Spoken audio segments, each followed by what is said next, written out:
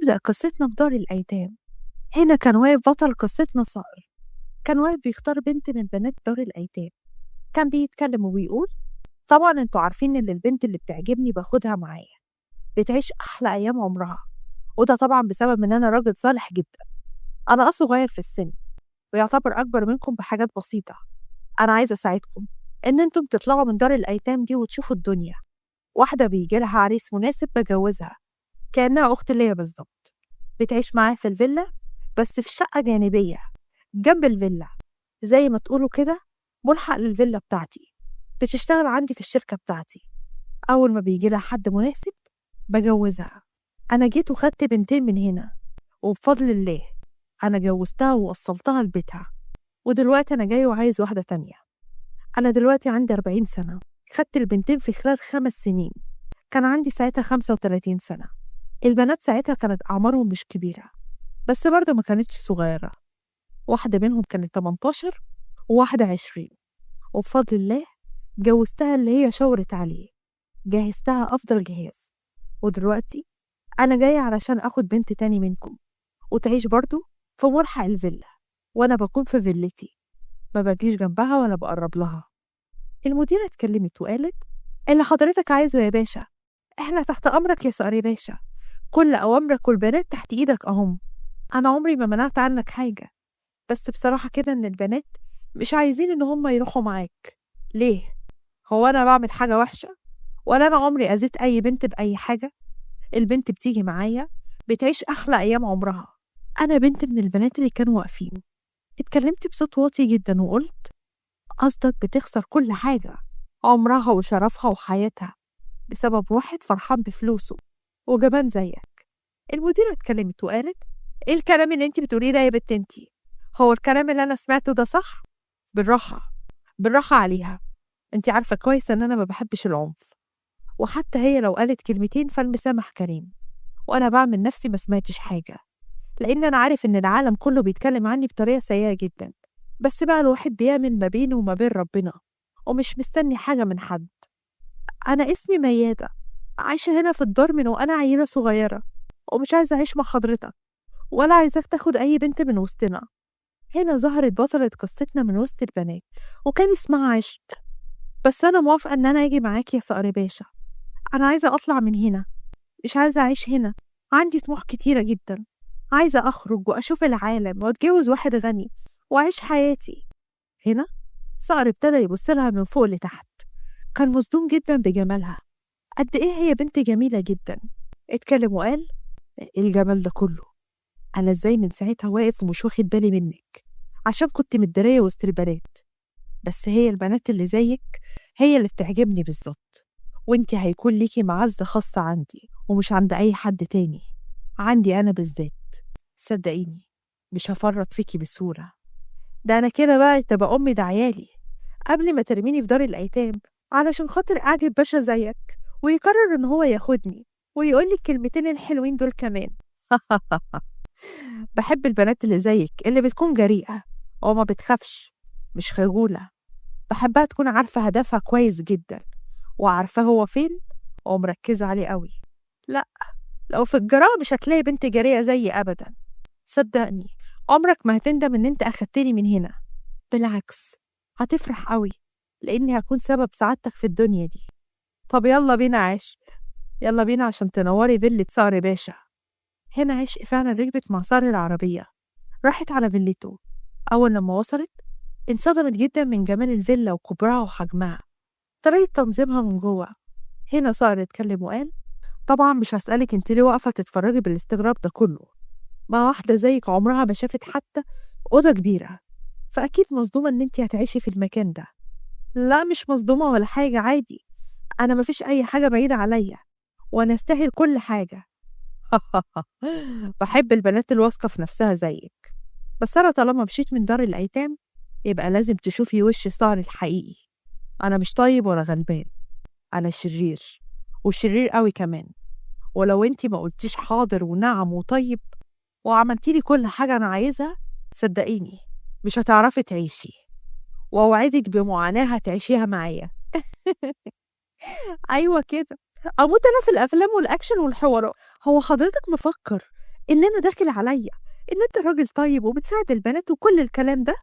أنا عارفة إن أنا هاجي هنا هيبقى في صعوبات، صعوبات ياما هتقابلني وهتواجهني، بس أنا موافقة على أي حاجة، فبالتالي أنت كمان مش هتزهق منّي أبدًا. أنتِ غريبة أوي يا عِشري، أول مرّة أشوف بنت زيِّك، أول مرّة أشوف واحدة فهمانة للدرجة دي، ومش مخضوضة إن هي واقفة قدّامي، ولا خايفة للحظة واحدة. عشقة قرّبت من صقر، ابتدت تحط إيدها على خدُّه وتتكلم وبتقول: "وأنا هاخاف ليه يا بيبي؟ هو أنت يعني عشان خاطر اسمك صقر يبقى أنت صقر فعلًا؟ وبتعوّر وبتخربش وكده يعني؟ أنت اللي زيِّك طيب أوي، طيب من جوّه، بس مش لاقي حد يفهمك، وأنا جيت عشان أفهمك، صدّقني هترتاح معايا جدًا." هنا صقر ما كانش قادر يقاوم جمالها، ولا قادر إن هو يبعد عنها، ولا حتى إن هو يعاملها بعنف زي ما بيعامل أي حد. فضل واقف بيبص في عينها وبس، وكأنه مبسوط إن هي قريبة منه، وحاطة إيدها على وشه. عشقي اتكلمت وقالت: مالك يا بيبي؟ صوتك راح فين؟ بقالك 5 دقايق ما بتتكلمش ولا بترد.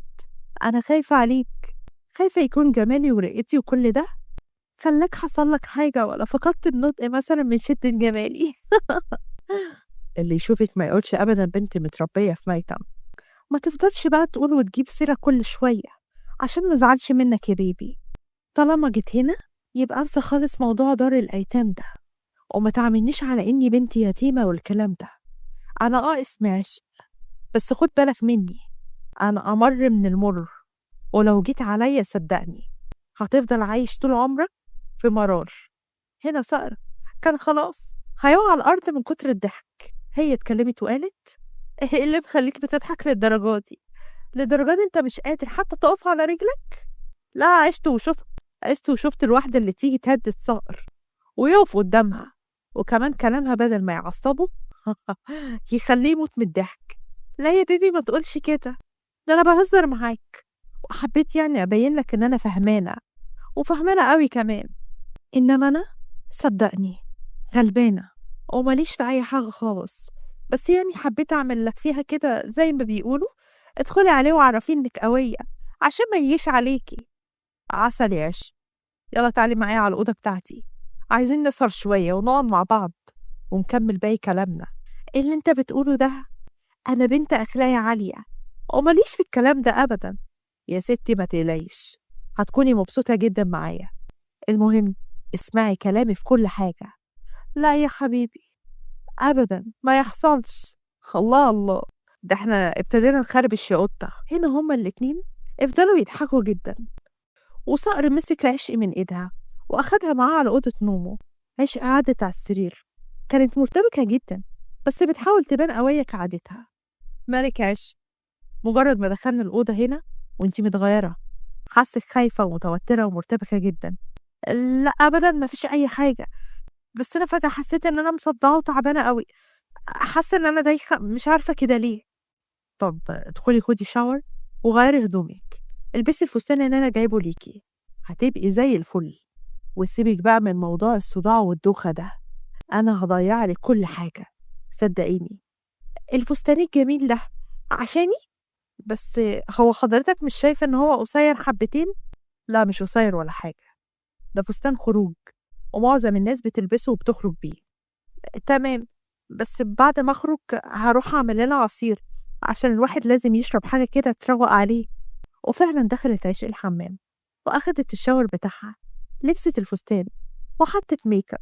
كانت سرحانة جدا وهي بتبص للمراية، كانت بتكلم نفسها وبتقول: كل اللي انت فيه ده لازم ما تندميش عليه أبدا، لازم تفضلي مكملة عشان توصلي لكل حاجة انت عايزاها. خليكي قوية يا عش، لازم يا عش، لازم تبقي جامدة عشان توصلي للي انت عايزاه. في الوقت ده سارة خبط على باب الحمام وهو بيتكلم وبيقول: ما يلا بقى يا عش، بقالك ساعة ونص في الحمام، ايه هتفضلي جوه سنة ولا ايه؟ يلا، انا ما بحبش الانتظار ابدا، ودي اول غلطة انتي عملتيها. غمض عينك يا بيبي، انا هفتح الباب اهو، بس لو فتحت الباب ولقيتك ما غمضتش عينيك صدقني هزعل منك قوي. مش عارف ايه شغل الاطفال ده، بس تصدقي ان انا حابب الشغل ده قوي وحاسس ان انا واحد تاني. انت شكلك يا عشق نوع مختلف خالص عن كل البنات.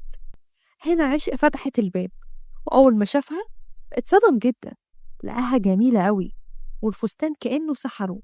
فضل مبرق لها وهو مش قادر يشيل عينه من عليها. هنا عشق قربت منه واتكلمت وقالت: خد بالك، انت حالتك كده هيبقى ميؤوس منها.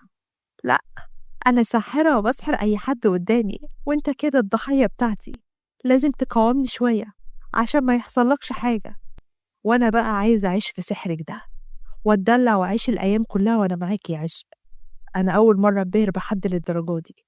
هنا صقر حاول إنه يقرب من عشق وياخدها، بس عشق رجع خطوتين لورا. في يا بت، مالك رجعتي لورا كده ليه؟ كأنك متكهربة. هو انت مش عارفة نفسك ولا ايه؟ اخصى عليكي سقوري، بجد أنا زعلانة منك. ازاي تتعصب عليا بالطريقة دي؟ خلصي وبطلي نحنحة، تعالي معايا يلا. استنى بس، هنزل أعمل عصير ونعيش جو رومانسي لأول مرة يعني، زي بتوع السينما وكده. ولا انت مالكش في الرومانسية ولا ايه؟ طب يلا بسرعة وما تتأخريش، 10 دقايق ولاقيكي هنا. وهنا عشق نزلت بسرعة على المطبخ وحضرت العصير، وطلعت تاني على الأوضة ادت العصير لصقر. "هم، اديني شربت العصير، عايزة حاجة تاني؟ يلا بقى، أنا عايزة أقولك كلمتين مهمين جدا." في الوقت ده صقر قلع قميصه، كان جسمه مليان بالعضلات. عشقي كانت واقفة متنحة، ما كانتش مصدقة إن هو شاب مولد للدرجة دي. شكلها كده هتضعف قدامه، بس قوت نفسها وقالت: لا لا لا، ده طلع عندك عضلات يا سقوري.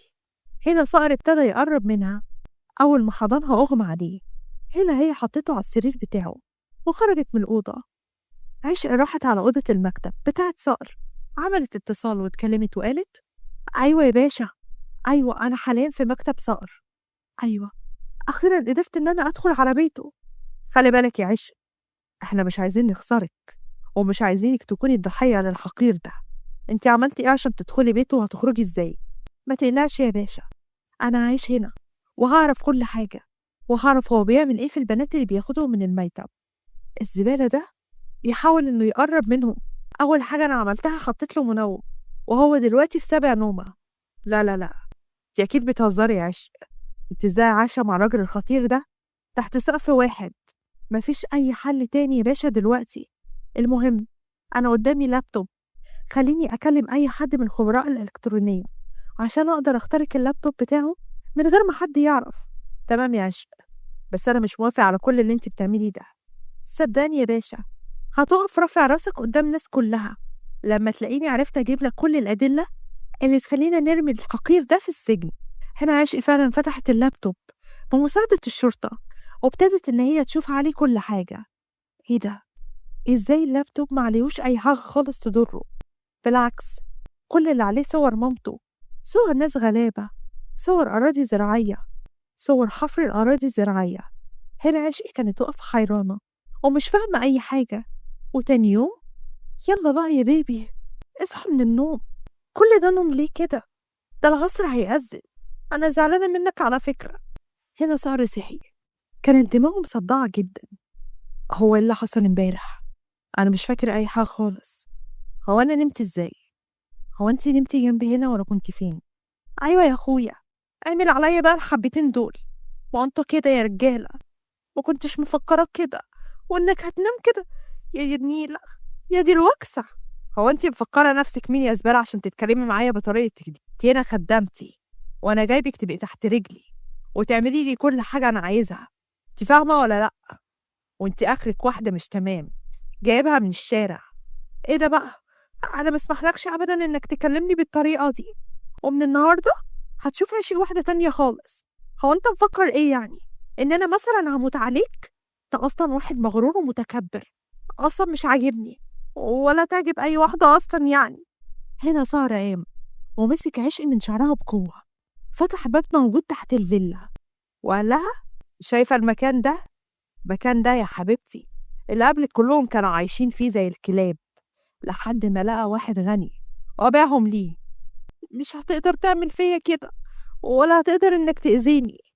هنا صار دخل عشق الأوضة، مسك العصاية ولسه كان هيضرب عشق، لكن هنا عشق بصت له في عينه. صار ضعف من جمال عيونها ما قدرش إنه يضربها، مسكها من رقبتها بقوة واتكلم وقال: أنا ليه ضعيف معاكي كده؟ ليه مش قادر أعذبك وأضربك وأهينك؟ عشق وهي باصة في عيونه: شكلك وقعت في غرامي، مهنا برضه مش سهلة خالص، وأنا عارفة إنك مش هتأذيني. وإنتي جايبة الثقة دي كلها في نفسك منين بقى؟ ردي عليا. من عيونك، عيونك بتقولي إنك مستحيل أبدا إنك تأذيني، وأنا متأكدة من ده، بس أنت اللي بتكبر على نفسك ومش عايز تعترف بالحقيقة. أنت واحدة زبالة. أنا خرجك من الأوضة دي مش عشان أنت عجباني، لأ، عشان مش عايز يحصلك أي حاجة، عشان النهاردة على العشاء جايلي واحد رجل أعمال كبير جدا، وأكيد أنت هتقعدي معايا عشان نعرف نمشي الصفقة، وأنا موافقة. يمكن رجل الأعمال ده عاجبه وياخدني عيش معاه. وبعد مرور حوالي 4 ساعات كانت الحفلة شغالة في بيت صقر. كان فيه معازيم كتير جدا من كبار البلد. هنا عشق خرجت بالفستان القصير اللي كان سعر جايبهولها. سعر أول ما شافها اتكلم بنفسه وقال: إيه ده؟ إزاي أنسى إن أديها فستان تاني؟ هي أكيد جاية من غير لبس. إزاي حاجة زي دي تعدي عليا؟ إزاي تنزل بالفستان المكشوف ده كله؟ هنا سهر قرب منها، همس في ودنها: إزاي نزلتي بالفستان ده على الحفلة؟ هو أنت مش شايفة إن الفستان ده قصير جدا وعريان ومكشوف؟ مالك يا صقور يا حبيبي؟ هو أنت اللي مش جايب لي الفستان ده ولا إيه؟ وامبارح قلت لي عادي، كله بيلبسه وبيخرج بيه، فأنا كمان لبسته، فيها إيه يعني بقى؟ قولي أنا غلطت في إيه؟ اطلعي حالا غيري الفستان ده، هبعتلك فستان تاني على الأوضة عشان ما تتحججيش وتقولي إن أنتِ ما عندكيش. أول مرة أشوف واحد بيغير على واحدة رخيصة، واحدة جايبها من الشارع. على العموم أنا مش هغير تاني، أنا حابة الفستان وحابة إن أنا أحضر بيه الحفلة. وهنا رجل الأعمال الكبير شهاب بيه قرب على عشق عشان يسلم ويتكلم معاها: أحب أعرفك بنفسي، أنا شهاب. ما شاء الله عليكي، جميلة جدا جدا. تقبلي إن أنتِ ترقصي معايا الرقصة دي؟ وفي أي بنت في العالم ترفض شهاب أو ترفض طلب لشهاب؟ طبعا موافقة. صهري كان واقف وحاسس إنه جواه كان بيغلي، كان بيكلم نفسه وبيقول: اللي انت بتعمله ده يا صقر، انت نسيت نفسك ولا ايه؟ دي حتة بنت زبالة انت جايبها من الشارع. غيران عليها؟ ما انا غيران عليها كده ليه؟ ومش طايق نفسك ليه بالطريقة دي؟ هنا عايشة كانت بترقص وبتتمايع بطريقة مستفزة جدا مع شهاب، أما صقر كان حاسس بالغيرة لدرجة إن هو شدها وبدأ يرقص هو معاها. مالك واقفة مكانك كده ليه؟ مش راضية تتحركي ولا ترقصي زي ما كنتي بترقصي وبتتمايعي معاه؟ وانت مالك انت؟ اعمل اللي انا عايزاه، مش انا واحدة مش تمام وجايبني من الشارع؟ خلاص، عمالة غيران عليا كده ليه؟ غيران عليكي؟ لا يا حبيبتي، انا مش غيران ولا حاجة، انا بس خايف من كلام الناس مش اكتر من كده، فعشان كده شدتك منه، لان انتي طريقتك مش تمام، ممكن الناس كلها تتكلم عليكي. طب وايه يعني؟ ما يتكلموا عليا، ما فيهاش اي مشاكل، عادي جدا، ما انا كده كده واحده مش تمام وانت جايبها من الشارع. خراسي، وما تتصرفيش اي تصرف غير لما ترجعي لي، وما تروحيش ترقصي مع اي حد ولا تخلي اي حد يحط ايده عليكي، فاهمه ولا لا؟ بعد مرور فتره من الوقت عشقي كانت قاعده وشاب راح وقرب منها، مسك ايدها وابتدى يتكلم ويقول: انا كنت عايزه اسالك على حاجه، هو انت في علاقه جديه مع صقر ولا اي كلام؟ انا مستعده ان انا اتجوزك واعيشك ملكه بدل العيشه اللي انت عايشاها هنا. انا متاكد ان صقر هيئ منظرك قدام الناس عشان يبيعك لاي واحد زي ما بيعمل. ايه الكلام اللي انت بتقوله ده؟ يعني انت بجد ممكن تتجوزني وتقدم لي حياه كريمه زي اي واحده في الدنيا؟ ايوه طبعا، وقتها هتشوف العز على اصوله وهتشوف انا هعمل معاكي ايه. هنا شهاب ابتدى يحط ايده على جسم عشق. صقر شافه، راح مسك ايده بقوة وبعده عنها واتكلم وقال: انت ازاي تعمل كده؟ وازاي تفكر تحط ايدك اصلا على حاجة تخصني؟ بقولك ايه يا صقر، انت كده كده في علاقة متجدية معاها، وانا اولى من الغريب. هديك 1,000,000 جنيه وما تفكرش فيها تاني خالص ولا تجيب سيرتها على لسانك، لانها هتبقى مراتي وهتعيش معايا العمر كله، وهي موافقة على طلبي، فاخرج منها انت يا معلم. انت ازاي توافق على حاجة زي دي؟ طب وانا فين من كل ده؟ ما هو أنا عارفة إنك عايز تبيعني، فقُلت أبيع نفسي بنفسي، أحسن ما تبيعني أنت لحد يعاملني بطريقة مش كويسة. خلاص يا بيبي، ما تخافيش من أي حاجة، أنتِ هتبقي معايا، ومستحيل أسيب أي حد في الدنيا يقرّب منِّك، أنتِ خلاص بتاعتي أنا وبس. شهاب قرّب من عِشْق، كان عايز ياخدها، وهنا سعى ادّى له بالبوكس وفضل يضرب فيه، واتكلم وقال: أنت إزاي تفكّر تعمل كده؟ إزاي ييجي لك عقل إن أنت هتاخد حاجة من تحت إيدي؟ لا وكمان عايز تقرّب منها، وأنا واقف، أنا شكلي هادفنك حي يا شهاب. أنت نسيت نَفْسك والّا إيه يا صقر؟ أنت ما تعرفش أنا ممكن أعمل فيك إيه؟ أنا نفوذي أعلى منّك بمراحل، وما تعرفش إن أنا ممكن أدمّر لك حياتك كلّها إزاي، وأخفيك من على وجه الأرض. طب ورّيني بس أنت هتعمل إيه، وأنا هاورّيك أنا هاعمل أنا كمان فيك إيه. أنت ما تقدرش عليّا، ولا تقدر على اللي أنا ممكن أعمله فيك. اخرج من هنا، وإياك أشوف وشّك تاني، وكل الصفقات اللي ما بيننا اعتبرها ملغية، لإني مش عايزة أتعامل مع واحد حقير ووديع زيّك. صقر كان متعصب جدًا، ابتدى يكسر كل حاجة في الحفلة، طرد المعازيم كلّهم برّه. عشقي كانت واقفة مستغربة جدًا تصرُّفه، وإزاي هو مرضاش ياخد ال1.000.000 جنيه ومتمسك بيها للدرجة دي. هنا صقر مسكها من إيدها الاتنين بقوة، واتكلم وقال: أنتِ بتاعتي أنا، بتاعتي أنا وبس، فاهمة؟ أنا اللي أعذّب فيكِ، أحب فيكِ، أعمل فيكِ كل اللي أنا عايزه، إنما مش هاسيبِك تروحي لأي حد تاني، فاهمة والّا لأ؟ ليه؟ مش أنت مش عايزني وعايز تخلص منّي؟ جات لك الفرصة، جات لك الفرصة إنّك تخلص منّي مقابل 1.000.000 جنيه، ليه ما قبلتش إنّك تاخدهم؟ كنت سِبتني أروح مع راجل على الأقل أكون ارتحت، وبقيت سِت محترمة وقاعدة في بيته متستتة، مُعزّزة مُكرّمة. اخرسي خالص، أنا هنا أنا اللي أسأل وبس، وأنا اللي أتكلّم وبس، أنتِ ما عليكيش غير إنِّك تقولي حاضر ونعم. يالّا حالًا، روحي على أوضتِك، مش عايزة أشوف وشِّك قدّامي. صقر دخل على مكتبه، كان مستغرب جدًا كل تصرفاته، ابتدى يتكلم مع نفسه وقال: إيه اللي بيحصل لي ده؟ أنا لسه شايف البنت دي امبارح، إزاي حاسس بحب كبير جوايا ليها، وإزاي غيران عليها كده، وإزاي مش عايزها تبعد عني، ولا عايز أي حد يتكلم عليها في الدنيا، ولا ياخدها مني، ولا حتى يقرب منها. إزاي ده؟ إزاي بيحصل لي كده؟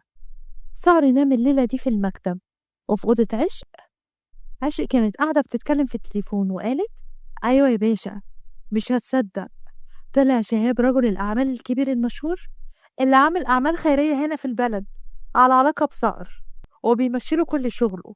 أنا بجد مصدومة، مش مصدقة إن الناس كلها ما بقاش عندها ضمير كده. الحوار الأهم من حوار البنات يا عشق تعرف السلاح والآثار اللي هو بيتاجر فيهم دول بيروحوا فين بالظبط، وهو شايلهم فين. القصر ده مليان أسرار جدا يا باشا. النهارده عصبته جدا، نزلني أوضة مستحيل كانت تخطر على بال حد، تحت الفيلا، تحت الأرض بتاعت الفيلا بتاعته، مستحيل حد يعرف يوصل لها. أكيد في أوض تانية هو شايل فيها كل حاجة. عشق، طول ما انتي موجودة هناك مش عايزين حاجة تعدي من تحت إيدك، كل حاجة تعرفيها، كل معلومة، كل المعلومات اللي كانت على اللابتوب ملهاش أي فايدة ولا ليها أي صحة من الأساس، وعارفين عنها كل حاجة. عارفة يا فندم، وده اللي مجنني، ازاي واحد معهوش أي حاجة على اللابتوب، مفيش أي أوراق تكون موجودة عن صفقات الزبالة. أنا هقفل دلوقتي يا عش، عشان ما ينفعش نفضل نتكلم وقت كبير، عشان انتي المفروض إن انتي ما تعرفيش أي حد وما بتتكلميش مع أي حد، بس حاولي تشتغلي صح، وحاولي تراقبيه كويس جدا. هنا عشق فضلت تفكر مع نفسها كتير، هي تعمل إيه؟ وإيه خطتها الجاية؟ وهل الأسلوب اللي هي بتتعامل بيه مع دلوقتي هيجيب معاها نتيجة ولا لأ؟ والمفروض إن هي هتكمل معاه بنفس الطريقة ولا تغير أسلوبها وترجع زي الأول. وتاني يوم عشق كانت محضرة صينية فطار فيها كل الأصناف، دخلت بيها على سهر أوضة المكتب، وابتدت إن هي تحط إيدها على وشه وعلى شعره، واتكلمت وقالت: أنا آسفة أوي أوي يا صقر، سامحني، أنا مش عايزة أي حاجة غير إني أعيش خدامة ليك وتحت رجليك. ما شاء الله، اتغيرتي في يوم وليلة. مش كنتِ امبارح عايزة تمشي من هنا، وكنتِ مبسوطة أوي بالعرض اللي عرضه عليكِ شهاب؟ أنا ما كنتش هاروح معاه ولا حاجة، أنا كل اللي أنا كنت باعمله ده عشان خاطر أغيظك مش أكتر من كده، ونجحت فعلًا في إني أغيظك، وخليتك تعمل كل ده عشاني. وتأكد إن أنا مش زي أي بنت أنت قابلتها، وإن أنا أنت ليك معزة خاصة عندي، فمش عايزة أضيّع المعزة الخاصة دي. فعلًا إن كيدهن عظيم. على العموم أنا هاسامحِك، هافتح معاكِ صفحة جديدة، بس لو عملتِ أي حاجة أنا مش راضية عنها صدقيني هتشوفي منّي وِش تاني خالص، وِش مش هيعجبِك. يا مامي، يا مامي أنا كده خُفت أوي، أنا مش هاسمح لك أبدًا إن أنت تعاملني وِحِش، أنا هاخلّيك نجمة في السما. ودلوقتي يالّا نبدأ نفطر، عشان نفسي تخرّجني وتورّيني الجو عامل إزاي، وتورّيني أماكن جديدة. أنا بقى هاخدِك ونسافر، وهاعيّشِك يومين عمرِك ما شُفتيهم في حياتِك. هنا صقر وعشق فعلًا فطروا مع بعض، كانوا مبسوطين جدًا، كانوا قاعدين يتكلموا ويضحكوا، وبعدها بفترة سافروا وراحوا على الغردقة. أنا مبسوطة أوي، أوي يا صقر، ما كنتش متخيلة إن أنا هاعيش معاك الأيام الحلوة دي. بقالنا هنا 3 أيام، وبجد عمري ما شُفت البحر ولا شُفت الجمال ده كله. مش وقت بقى كلام يا عشق، أنا محتاجة إن أنا أقرّب منِّك، محتاجة أحس بحنيّتِك. أنتِ عارفة يا عشق إن أنا بقى لي كتير أوي ما فرحتش كده، ولا حسيت بالفرحة دي أبدًا، وأنا باخلّيك تنسى كل حاجة خالص. اشرب يالّا العصير ده، ويالّا بقى نريّح شوية. هنا عشق خلِّت صقر شرب العصير. صقر كان نايم على كتفها، بقى يتكلم وبيقول: أنتِ عارفة يا عشق إن أنا إنسان كويس، صدقيني أنا مش وِحِش، أنا إنسان اتعذّبت كتير أوي، أوي، أوي في حياتي. أمي أمي اتقتلت قدّام عينيّا، وأبويا وأخواتي البنات الاتنين زعيم البلد اعتدى عليهم قدّامي، وبعد ما خلّص على العيلة كلّها حفر حفرة كبيرة في أرض زراعية دفنهم فيها قدّام عيني، وكل ده عشان كنت باحب بنته، كنت عايزة أتجوّزها. أيامها ضربوني وبهدلوني، طردوني من البلد، مش لابس هدوم حتى. إيه الكلام اللي أنت بتقوله ده يا صقر؟ بقى معقولة أنت يتعمل فيك كل ده؟ ما فيش أي مخلوق في الدنيا يعرف حاجة عن الكلام ده؟ وهُم يعرفوا منين؟ ما حدش يعرف حاجة، لإني غيّرت اسمي، اشتغلت في كل أنواع الممنوعات، كنت بانتقم من أي بنت قدّامي بسبب اللي حصل في اخواتي. عِشت الدنيا دي من غير قلب، لحد ما قابلتِك أنتِ يا عشق، حسيت إن أنا في حاجة ما بين قلبي رجع ينبض تاني. أنا ظلمت كتير أوي يا عشق في حياتي، ومش عارف الجاي هيكون عامل إزاي، بس كل اللي أنا عارفه إن أنا عايزة أفضل معاكِ وبس. سارة قال الكلام ده، الكلام دخل على قلب عشق زي السيوف، دبح فيها، خلاها مش عارفة تعمل إيه. قلبها ضرباته سريعة جدا، بدأت تكلم نفسها بعد ما هو نام وتقول: أكيد كل اللي بحس بيه ده تعاطف معاه بسبب كلامه مش أكتر من كده. وفعلا ورا كل إنسان وحش وشرير ظروف، ظروف صعبة جدا خلّته يتحوّل يبقى مش بني آدم، يبقى ما عندوش قلب. سهر حصل فيه كده، بس ما تنسيش يا عشق اللي هو ضيّع مستقبل بنات كتير، وكمان تاجر في الممنوعات. وتاني يوم صحي من النوم لقاها قاعدة جنبه. هو إيه اللي بيحصل لي بالضبط؟ هو أنا نمت تاني؟ أنت كانت حالتك صعبة أوي امبارح، وقعدت تقول لي كلام كتير أوي عن مامتك واخواتك. عشقي ما كمّلتش كلامها، بس هو مسكها من إيدها بقوة واتكلم وقال: اوعي، اوعي تجيبي سيرة أي كلام من اللي أنا قلته امبارح، اوعي تجيبي سيرته لأي حد، محدش يعرف أي حاجة عن الكلام ده، ولو حد عرف انتي الوحيدة اللي قدامي، وديني هخلص عليكي وأقول إن انتي كدابة وهتبقي خسرتيني للأبد. ابعد إيدك عني، صدقني إيدك بتوجعني أوي. أنا مش هتكلم ولا أقول أي حاجة يا صقر، أنا كأني ما سمعتش أي حاجة، وأهعمل نفسي إن ليلة امبارح دي إحنا ما قضيناهاش مع بعض أصلًا. صار ابتدى يهدى شوية واتكلم وقال: أنا آسف، ما كنتش متوقع إن إيدي توجعِك أوي كده، بس أنا المواضيع دي كلها بتعصبني، مش عايزة أفتكر ضعفي ولا عايزة الناس تشوفني ضعيف تاني. هنا سهر جاله تليفون، رد على التليفون. عشقي كانت بتحاول تسمع أي حاجة، وهنا سمعت سارة وبيتكلم وبيقول: السلاح والمخدرات هيتسلموا بكرة، أنا خلاص بكرة راجع على مصر في ميعادنا في نفس المكان الساعة 11 بالليل، هسلمك وانت سلمني فلوسي كلها على داير مليم. صدقني ما فيناش من الغدر، لأن لو حصل أي غدر انت الوحيد اللي هتبقى خسران قدامي. بعد ما قفل لف لقاها قدامه. ايه ده؟ هو انت بتشتغل في الممنوعات كمان يا صقر؟ ليه بتشتغل في الحاجات دي؟ الحاجات دي هي اللي علمتني وخلتني رجل أعمال كبير، خلتني يبقى معايا الفلوس دي كلها بدل ما كنت شاب ضعيف بدرس في كلية الطب. هو أنا ممكن أجي معاك وقت ما تتمم الصفقة دي ولا لأ؟ طبعا دي بقى أسرار شغل وما ينفعش إن أنا أكون معاك، صح؟ أنا خلاص بقيت بثق فيكي أوي يا عشق، وعادي ممكن أخدك معايا وتشوفي كل حاجة بعينك. انتي بقيتي مني وأنا مش عايز أي حاجة من الدنيا دي غير وجودك جنبي وبس. صهر ابتدى إن هو يقرب من عشق، وعشق المرة دي ما بعدتهوش، فضلت معاه. وبعد مرور وقت كانت قاعدة هي بتعيط. ازاي ده حصل؟ ازاي؟ ازاي أنا عملت كده مع مجرم زي ده؟ ساعتها سهر قرب منها وهو أخيرا سحرك ما غلبنيش وما نمتش، قضيت معاكي أحلى وقت في عمري كله. ليه؟ ليه ده حصل؟ ما كانش ينفع أبدا أبدا إنه يحصل. مالك يا عشق؟ بتكلميني كده ليه؟ وتحولتي ليه كده؟ وبعدين هو أنت مش بتحبيني زي ما أنا ما بحبك ولا إيه؟ أنت بتحبني؟ أيوة يا ستي بحبك وهتجوزك، رغم إني ما كنتش متوقع أبدا إن علاقتنا ممكن تستمر ويحصل فيها كل ده، إلا إني مش هقدر أسيبك وتبعدي عني أبدا أبدا يا عشق. أنت بقيتي حياتي كلها. أنا مش قصدي أي حاجة، أنا بس كان قصدي أنا كنت كنت عايزة منك هدية حلوة أو قبل ما يحصل اللي حصل، عشان يعني ما تاكلهاش عليا مش أكتر من كده. أحلى خاتم ألماظ هيكون عندك النهاردة. خلينا بس يلا نرجع عشان نتمم الصفقة، وبعدين هطلع أروح وأجيب لك أحلى خاتم ممكن تلبسيه في حياتك، وصدقيني مفيش أي واحدة غيرك لبسته قبل كده. وبعد مرور شوية وقت عشق كانت قاعدة في الأوضة بتكلم نفسها. إزاي يا عشق؟ إزاي سلمتي نفسك للراجل زي ده؟ إزاي يا عشق؟ إزاي تعملي كده؟ ده مجرم وإنتي ضابط في الشرطة. إزاي؟ معقولة؟ معقولة أكون حبيته؟ ولو حبيته مش هينفع نكمل أبدا مع بعض.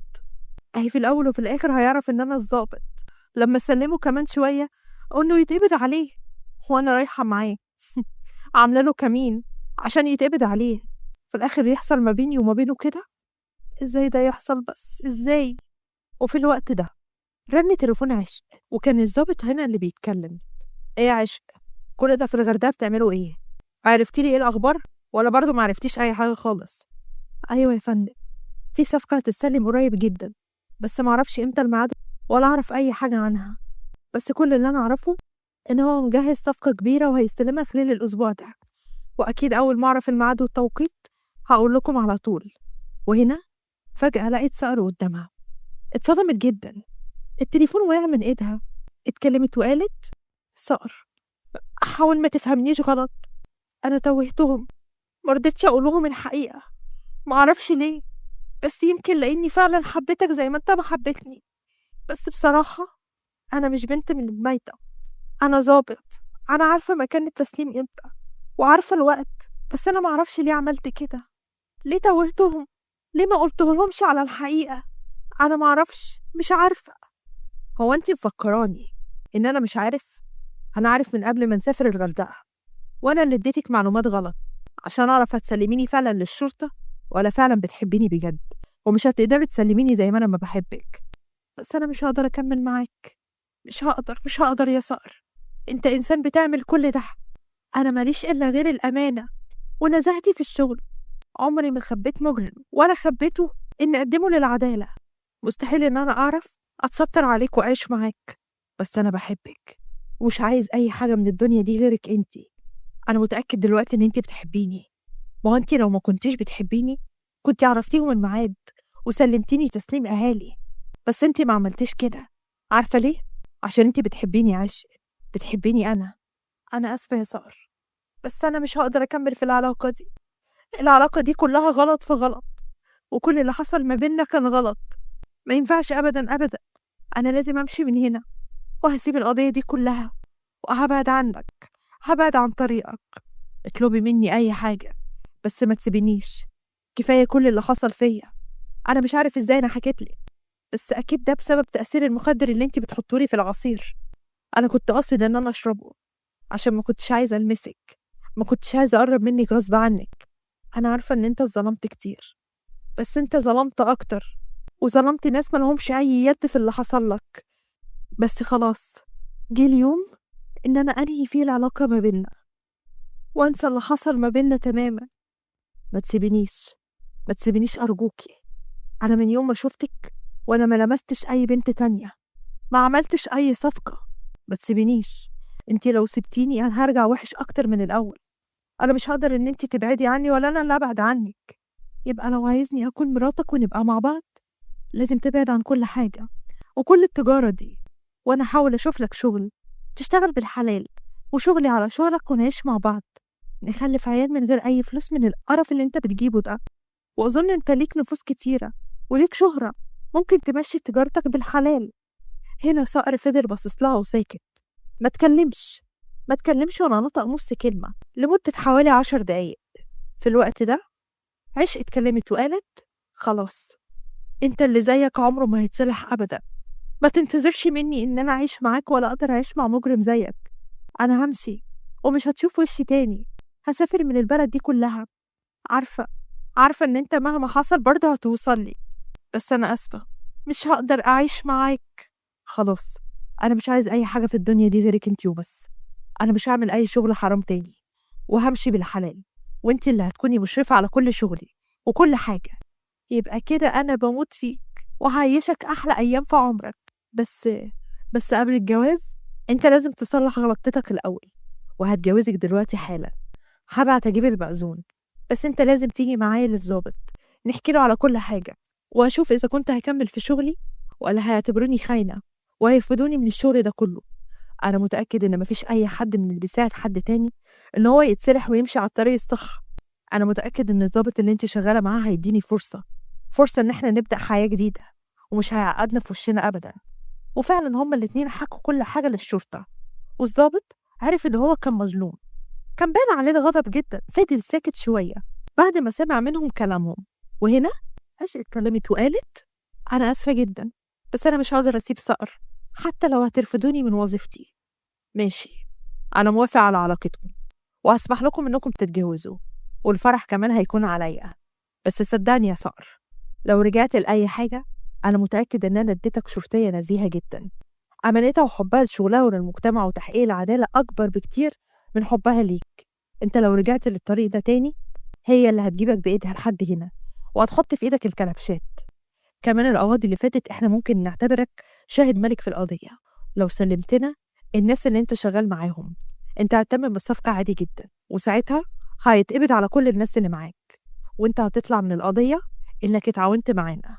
وأنا يا فندم أخدت عهد على نفسي إن أنا مش هعمل أي حاجة تخلي حبيبتي تبعد عني ولو لحظة واحدة.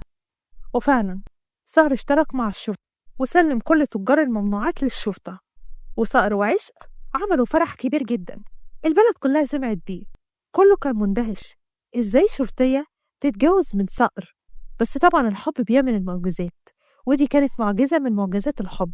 ولحد هنا بتكون انتهت حكايتنا. أتمنى الحكاية تكون عجبتكم.